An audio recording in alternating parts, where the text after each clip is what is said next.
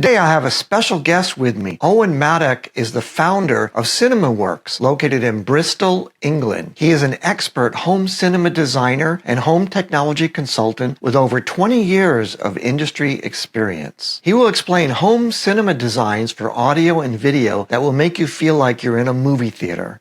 Stick around and find out how to take your home theater to the ultimate level.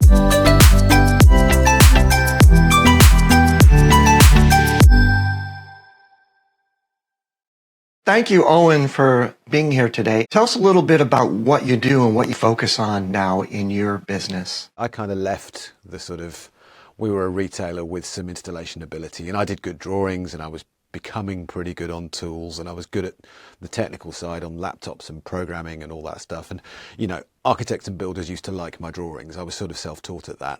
And I just decided, it was also, actually we started a family and my wife wanted to move back out west. And everything kind of came and it was the perfect time to just start your own thing. I'd been itching to. And that business was slightly different. I was called Connected Works. I was trying to sort of do everything because smart home was a bit more kind of in its infancy, and I thought there was a market opportunity there. And after a little while, I realized that there is, but an awful lot of people want to kind of spend Ring doorbell money, but then have Rolls-Royce service because it's so new and the guidelines for the industry weren't set. And along all of that, I won a CEDIA award for one of my media room projects, and this sort of was a bit of a wake-up call for me. It's like, Owen, that's what you're good at, you know, and that's what you kind of will do well at, and kind of people like it, and your designs are good. And so I just completely focused then into straight cinemas and media rooms. Traditionally, in any industry, there's a mass market or an entry level and then an ultra high end. We see it in commercial products like networking equipment. You have the Linksys and the Eros, and you have the Ciscos and the Junipers. Do you feel that for anyone approaching upgrading their audio and video experience, should they start at the top and then look at what bits and pieces are appropriate for their budget and scope of project, or should they start at the basics and slowly work their way up? Great question. But I wouldn't start from there. It's like the old joke about, you know, someone was lost in the country and they asked for directions, and the old boy sort of thinks about it and goes, well, I wouldn't start from here. I think the first thing you've got to do is kind of look inside, because everybody is different. And I mean, my friends Peter, Ayla and Rich, who are big in CEDIA, talk a lot about discovery, you know, the process of getting either under your own skin or under your client's skin about, well, what do you like? What do you like? Because if I come around your house and I see that there's musical instruments, and I can see that you've got kind of a framed Charlie Parker record on the wall and that kind of thing, or maybe I go around your house and there's a Die Hard poster, suddenly I know everything there is to know. So there's loads of ways you can take this, right? You know, it's kind of upgrading your experience, but it's also about client-led kind of appropriate, like anything. You know, are you here for an SUV? Are you here for a sports car? You know, what's on your mind? So, and within that, it will influence how you choose to take it. One of the things that I've seen, and typically I work with a range of clients and consumers and friends and family looking for free advice sometimes. And there's a lot of people where audio seems to be almost ignored. I can't believe the number of folks that are happy with the sounds coming out of their own smartphone or their computer. They don't even think about audio. It's not budget. It's more they don't have the mind share or the awareness. How do you get people to think more about that, or what is the way to entice them to pay as much attention to their audio as the size of their hard drive or the megahertz of their CPU that they're trying to buy? It's 100% experiential. I mean, I as you know, because I was bothering you guys on Slack all the way through it, but I spent a lot of time designing, putting together, implementing an experience room that is fundamentally designed to make you cry and make you laugh and make you scared and so on. Now, it's proven, but it's proven by things like Floyd Toole's experiments and so on. But we know that the audio thing is subliminal. You kind of forget it. Your brain is paying attention to the pictures you see on the screen, but it's when the strings come in, that's when you start to tear up. So it's almost secondary. You wouldn't necessarily remember when you were telling the story about how the film was to your friends. You remember the pictures. But the audio is how you feel, and therefore you have to show somebody. You basically have to put them in a room and make them cry. And that can work. Because, I mean, the balance here is not what people would expect. I've got about £10,000 of video and about £30,000 of audio, and I can tailor that down. You know, I basically turn speakers off, so it's in 9.4, but it could be in 5.2. So that's a super good way to make that cheaper without making it worse, or without making it bad. So I think, yeah, you have to show it, because you won't have a memory for it. People don't realise. It's like me when I was a kid. I used to love going to the cinema, but I'd always forget. And then someone else would suggest it, and I'd go, and I was like, my God, that was amazing. It's sort of like that. You know, the hit rate on The Room has been fabulous. Everyone wants one. You just got to get them in here. So the best thing really for someone that isn't sure what they want or what they like is to experience and to go out there and go to friends. Or are there any retail showrooms? Don't exist. It's really between the low end and your area of expertise and the custom, fully bespoke cinemas. There's not a lot. I mean, very few big box stores have audio listening rooms anymore, unfortunately. Yeah. Let's say I'm a typical 20, 30-year-old or older. I haven't done much. I don't have even a dedicated media room. I'm buying a new television. I know at least to ask for something better than the built-in audio that came with it. My friends are telling me how great their little HomePod minis are, or some other small speaker they got. How should I approach it? What would you recommend? I mean, obviously, that's not your primary customer, but you can bring your expertise to advise them and guide them a little bit down that path. Yeah, I mean, my typical, my friends, family, neighbours are all that. So I do get it. You know, I think the dedicated room thing is niche enough that, you know, people will find a provider if they need that help. I mean, firstly, you kind of almost need to do that internal discovery. I always think people are fundamentally music people or fundamentally movie people. I mean, actually, I'm fundamentally music people on the quiet. I don't tell anyone.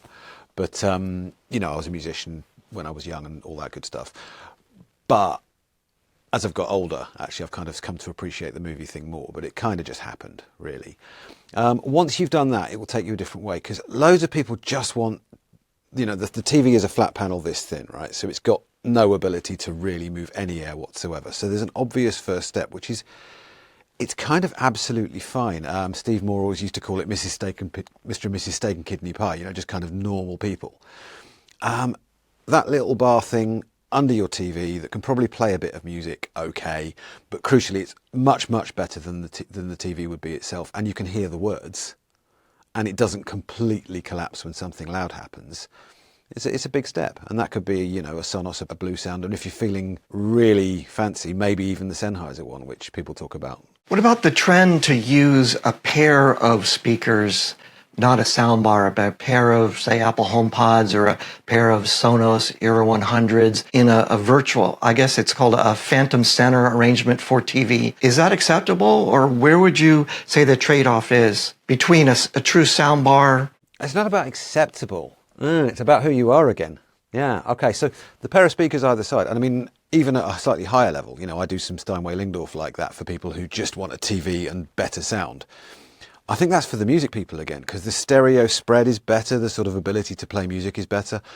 But I do believe the ability to sort of lock the information to the TV is a bit worse. So Phantom Center is okay, but it's probably better. So if you're fundamentally TV, sports, movies, thing under the TV, but if you like your music, it could be a pair of Sonos things, it could be a sort of decent pair of proper speakers, because that's not too offensive in a living room environment, right? You know, you can get a couple of decent speakers in. Yeah, I mean, I think that's a really good answer. I'm literally doing that job at the moment. I've got, you know, sort of two tiny speakers, but two subs in a nice kind of great room style cabinet in the Cotswolds, just a few miles away from it. And I think that's a great answer. They got a piano, so they're definitely music people, you know. Thank you so much for watching this video. You are awesome. If you are enjoying this video and want to see more, toggle that subscribe button, automate the bell icon, and then get started on your next smart home project. Is it even feasible, or do you get requests for people to have separate audio system for music listening versus cinema and TV watching? Or until you get to a certain price point, they really have to be one system and then you pick what is your primary focus? Oh, wow. So, I mean, that's kind of almost history a little bit. When I first started doing this, hi-fi was the thing. And then all the hi-fi makes tried to get in on cinema with center channels and subwoofers, and we did a really kind of nice audiophile AV processor in one of my early jobs that I would sell into the trade and so on. So there was a quest to try and make something that was a great hi-fi and a great cinema. That's kind of stopped now, I think. I think the world's gone into makes who are good at cinema, makes who are good at music. But for a person in their home on one screen, I don't think it can be done. I think it's too many speakers. You can definitely make a cinema that can play music beautifully. That's quite easy. It gets expensive, but it's quite technically easy to do. You might need bigger fronts and all the rest of it. And actually, there's Dolby Atmos music now. That's quite a big thing. Even Miley Cyrus is brilliantly expensively made in wraparound surround, and it's genuinely quite good. But I wouldn't put two systems in a room. I would, depending on the client, I might say, well, look, because I always think music playing 2-channel hi-fi is basically for people like me and you. It's for kind of older guys on their own. And cinemas is kind of for families together. That's kind of always the way it's been. So I'd say, maybe you've got a kind of big, nice office. Maybe you could put the fancy stereo in there and shut your eyes and listen to jazz and whatever it be. That could be a really good answer. And then if the cinema for the family is a bit less good at playing music, but you're all together at Thanksgiving and Christmas, that seems to me like good fun. Sounds like a very reasonable approach. You mentioned something I wanted to key off of. You talked about Atmos or surround sound, or the new buzzword spatial audio. We've had surround sound for quite a while and immersive cinema home theater experience, but the new kid on the block is spatial audio or Atmos music. Do you see that as the next evolution and that combined use of audio and home theater, or is that a fad for selling more expensive equipment? It's the difference between a kind of a shared experience and a personal experience, isn't it? It's like my kid is off on his iPad playing Minecraft and all that good stuff, and to a point he is kind of immersed on that, and I'm on the sofa reading the paper. That's definitely a thing, because it's easier, because the devices are quite small, you can kind of lock yourself away in spatial audio and that kind of thing. That's fine and everything, and there's an element of that kind of personal immersion that isn't bothering anyone, as kind of, I think homes are getting smaller, I think people are staying at home for longer, so that's sort of a trend one way. I really like the kind of shared experience theatre thing, especially kind of for a small private one for people and their families. But the two can coexist. I mean, one of my favourite demo tracks in here is Flowers by Miley Cyrus, right? And it's made in Atmos music, presumably funded partly by Apple, and presumably so you can get a big old pair of AirPods Pro, which are expensive if you're thinking headphones, because, I don't know, over here they're about £500. Doesn't get you much in terms of home cinema, it just doesn't. Like my speakers around the place, they're kind of well over $1,000 each, and there's 13 of them. So, and this is a mid-price cinema, not a crazy expensive one. But it's the same song, and it's been mixed in the same way. And so it's still that kind of wraparound effect, whether it's delivered cleverly to two ears like so, or whether it's delivered to a bunch of you in a room that's been created for the purpose. It's the same fundamental stuff. It's just playing games with the way we actually hear, which is to kind of locate things in space.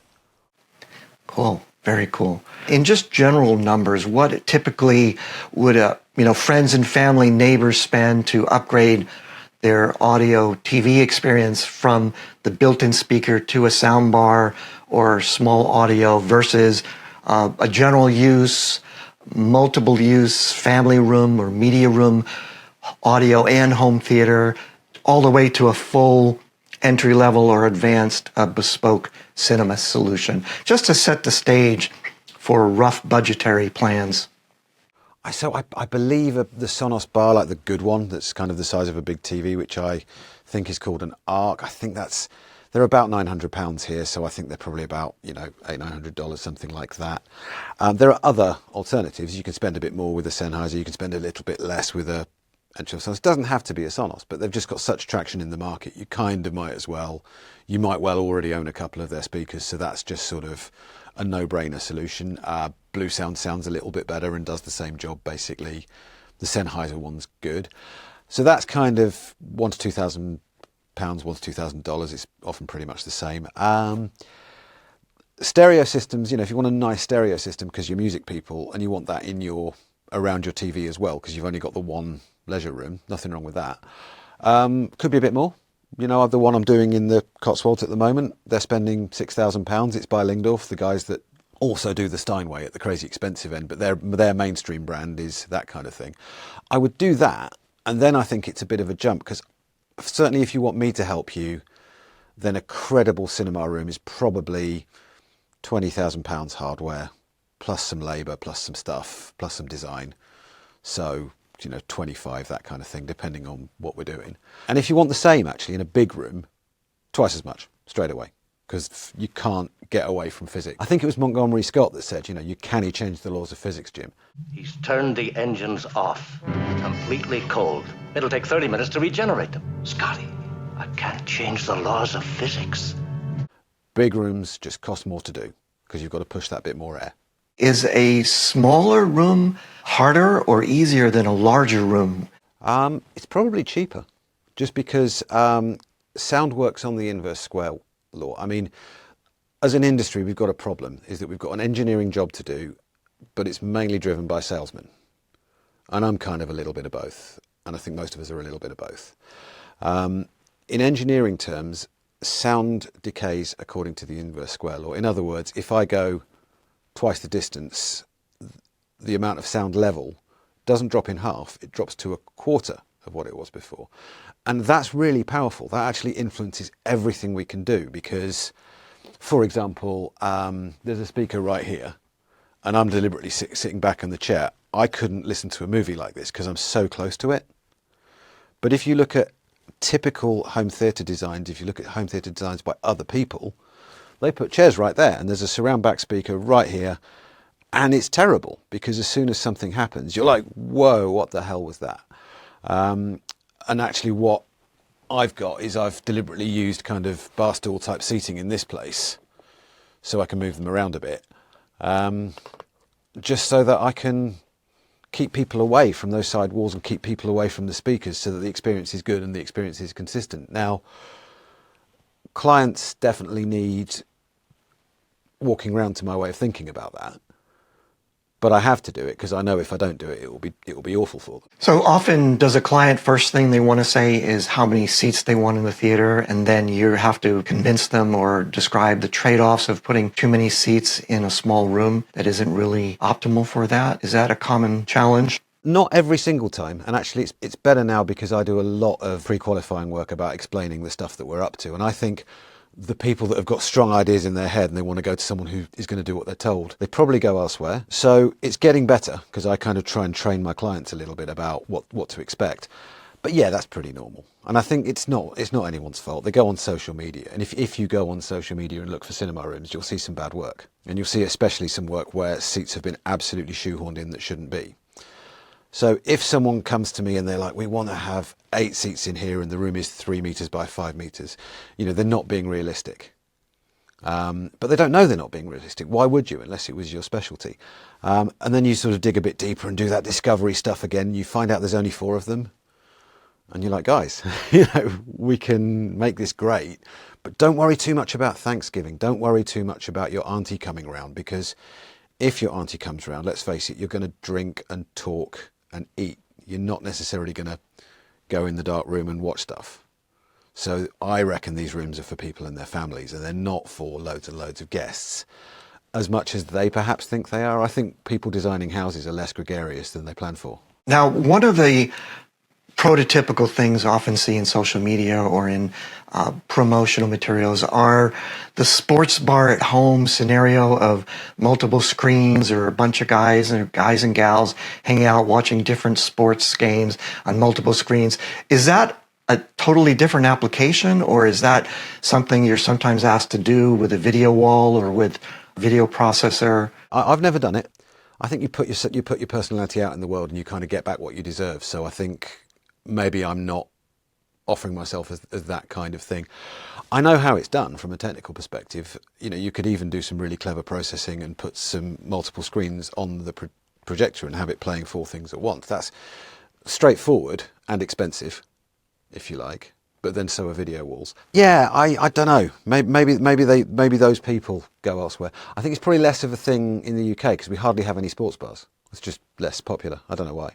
Putting on your professor hat or or expertise. What are some common myths that everyone needs to be aware of in the home audio, not just the cinema, but even in terms of just the TV listening or media rooms that both dealers and consumers and average people may not know or may not think about? They're not good or bad, but they just haven't realized it's an issue. There's a little bit of skullduggery afoot in kind of audio and video as well, but it's just this. It's just that there are always ways in which I think the marketers kind of get hold of the engineers and they kind of, throttle them like Bart Simpson and kind of go, no, we need to show that we've got more power. And so the methodology is kind of, it's been a slippery slope over the years, I think. AV receivers often quote their power figures in either 1 or 2 channel driven. That's some bullshit right there. So, when I'm watching and listening to surround sound, all the speakers are going off all the time. So power figures are definitely manipulated and massaged. And, is it quoted at the true frequency range, or is it just quoted at 1 kilohertz, which is easier to go loud with? Is it a distortion figure of 1%, which is kind of painful, or is it a really decent, low, listenable distortion figure? I was doing one on our podcast with my friend Tom the other day about subwoofers. If you get a small subwoofer, it'll go loud, no problem. It'll probably even go really low, no problem. But they never said it could do both. It won't give you a lot of energy at the lowest frequencies. It can give you a lot of energy and it can go low, but you almost have to pick. And it's exactly like display devices and particularly projectors, where brightness was always the battle. It's got so many lumens, but when you get your ISF or your PVA video guy in to calibrate that picture and make it look really accurate and make all the colours look perfect, you can take 20% off that brightness figure. And the reason that's tricky is because ideally, when you're speccing up a cinema room, you will have done a calculation about how big I can take that projector. And if it's 20% wrong, then you've got a choice. You can think, well, this can be bright and this can be accurate. That's why people end up buying projectors and blowing them up a bit big, because everyone wants big, right? But then it's a little bit underwhelming because it's not really bright enough. It's a massive pitfall. Do you find that typically for a lot of equipment you have to overbuy and then run it at lower levels to really get the quality and the evenness and the output because the specs are so skewed towards marketing and promotion? There are makes who are very much grounded in the quality, and they might be still doing a little bit of massaging, but it might be by 2 or 3% and not 20. So you have some brokers are more honest than others, definitely, much to their frustration. I think, trying to overspec things is a really good rule of thumb, but it's not what we do, is it? Because if you're doing a building project, the bill for groundworks just came in and the electrician's estimate is kind of spiralling out of control, and you've got to buy the marble worktops for the kitchen. People try and squeeze the most out of their budget, and that's when problems start to appear, because you're taking something that was designed to go, 100 inches tops, and you're trying to make it 130. That's a problem, because it'll do it. Here's a picture there, but it looks like it was drawn on with pastels. It doesn't look like life. In most things we look at price versus quality. Is there a portion of that curve where the more you pay, the better it is, but then perhaps at the low end and the high end, it's no longer a proportional curve? I don't know. I haven't hit it yet. Yesterday, I went to see a kind of a top secret showroom in progress, which is going to have, which is way in excess of £1 million value in the big screen. And it's not enormous. It's not for that. It's just a little private cinema, a little bit bigger than my one, done near as damn it perfect. And that means a lot of speakers, a lot of subs, a lot of brightness, a lot of everything. And it's built different, there's kind of big metal stud work to which the walls are going to hang on and the speakers are sunk into it. It's literally built differently. You almost start with a blockwork shell and then build in. Very cool. But yeah, so I haven't seen the diminishing returns ever. Obviously, I just don't have that to play with. And I think the people around me in Bristol don't really have that to play with often. And I'm lucky because they're my friends. So if I meet someone that does, I know where to take him. So yeah, it's tricky because people think that. Oh, I won't hear a difference. People think they won't hear a difference. Everyone can hear a difference. Everyone's hearing's pretty strong. People think it won't be worth it for me. And then you sit them in an amazing experience room that's much more than they ever contemplated. And they go, well, that was incredible. I had a new client in here, was sort of forced in by one of my builder guys. And the guy, you could see he wasn't expecting much. It was written on his face. And afterwards he said to me, well, I wasn't expecting much, but that's much better than a cinema. And I'm like, I know, So yeah, it's just tricky. I mean, if you want to do something fun like this, then investigate it. And also, actually, my big advice for people who are budget constrained, which is everyone, right? Think about doing it in a smaller space, because the projector goes further, because you can just sit closer to it, and if maybe it's even 2.5 meters, sort of 100 inches wide. That's way better to go a foot forward towards a 100-inch screen than it is to go 2 feet back. And you're pushing your projector really hard, and it's gone all dingy and washed out. Well, then what you've got is an expensive, bad system. That's no good to anyone. I kind of like small rooms. I think it's fun. Would a small room be feasible with direct screen, OLED or equivalent, and not a projector? Or is a projector still a requirement really for doing a proper home cinema? We've got these enormous micro LED TVs that are built up of panels that slot together, and they will give you the scale, because even a kind of 98-inch diagonal TV in a small room sitting quite close, that does potentially give you the scale, but it's on the smaller side. But it is definitely different. It feels different. So the screen is kind of glossy, it's emitting light. I can't hide speakers behind it, so I can't have the dialogue information coming right from the middle of the screen, which is obviously, that's what happens when people talk to you, right? The dialogue comes from the thing you're watching. So there's trouble with all that. There's engineering difficulty to make it feel convincing. But then there's benefits in the sense that you don't have to be in a dark room, or you don't have to take steps to make the room dark. Though I think that's overstated, because I think if you really want to concentrate on something, you probably want to make the room dark anyway. You know, you don't want to be looking at your art on the walls. You don't want to be kind of looking at your lovely furniture, because if you're really going to concentrate, you want to remove distractions around you. Yeah, turn the lights down, you know. I just think at the moment you'll get a more all-encompassing cinematic experience if you use projectors, because you'll get the scale. And there's no doubt that this is the time in which it starts to change. And some people will choose to have a direct display, and some people will choose projectors. Maybe projectors is the new vinyl. I don't know.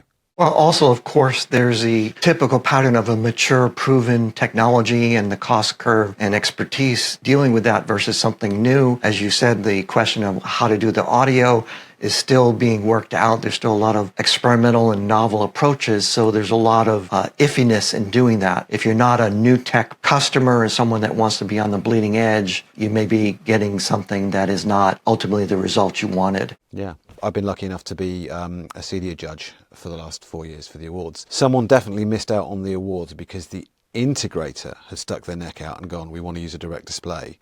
Now, if that had come from the client, that's fair enough. That's client's own preference. We're meant to listen to those.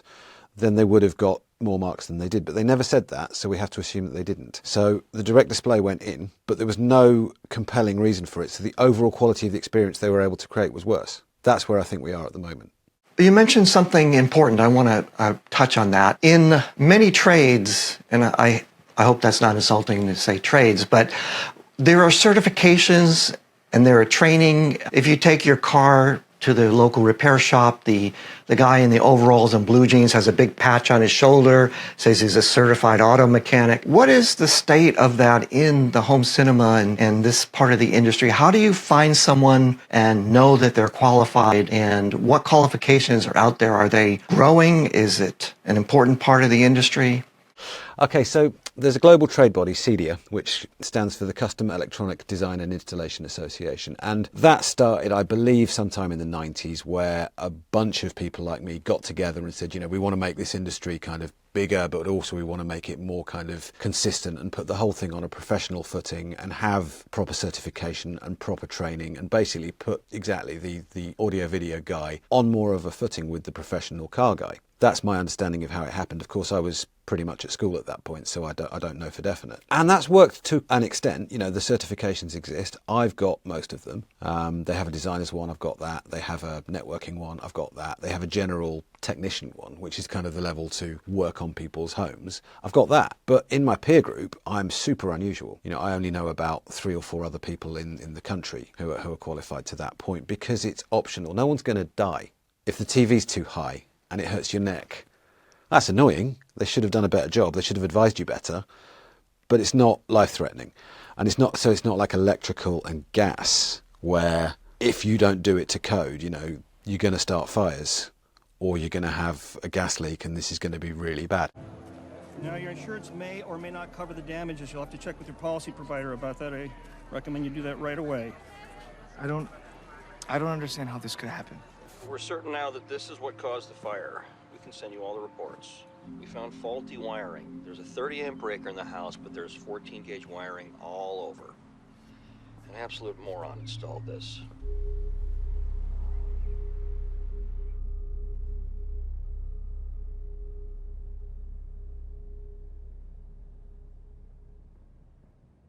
From your experience, are you getting most of your work through referrals from existing customers and folks that have experienced their cinema saying, I want that? Referrals been good. I'm still doing work for people and friends of people who were my first clients from the year I moved to Bristol. This has been really informative and educational. I know I've learned a lot, and I hope everyone else watching does too. So where can people get a hold of you and follow up if they want to talk to you directly or learn more about what you do?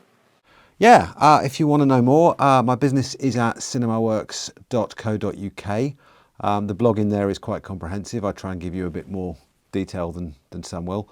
My podcast, recently started with my friend Tom, is at homecinemadadesign.co.uk. That's mostly pretty technical. The ones about waveforming and the ones about myths are probably the most accessible. Cool. Thanks very much. Cheers, Rob. The first step for better audio is to do anything besides just using the built-in TV speakers. Take a look at Sonos soundbars. They have a range of sizes and can be expanded modularly. Sonos voice control is also a lot of fun.